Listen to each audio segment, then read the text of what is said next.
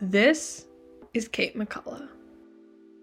Kate McCullough is an Irish cinematographer, raised on a farm in the eastern Irish countryside.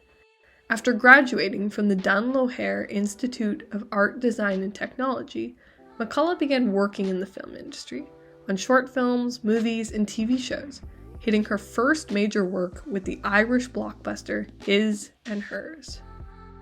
Most recently, her work on The Quiet Girl has been celebrated and renowned globally, both in technique and in the film's significance as an Irish language film, a language which is considered officially endangered by UNESCO. In fact, many of McCullough's works not only feature Irish landscapes, Irish stories, and Irish history, but several of her works are also in the Irish language.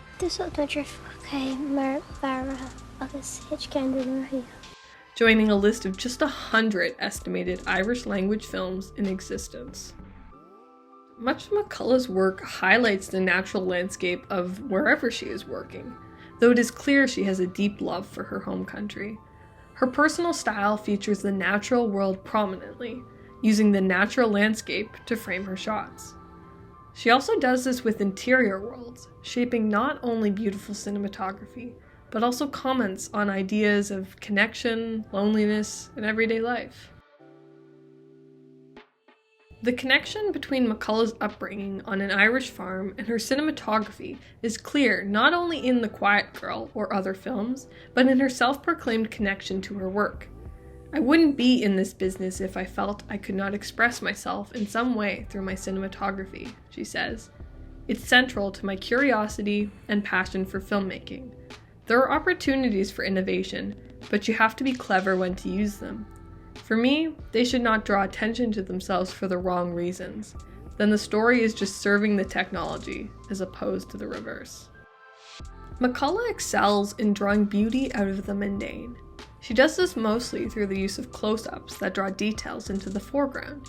Hands, for example.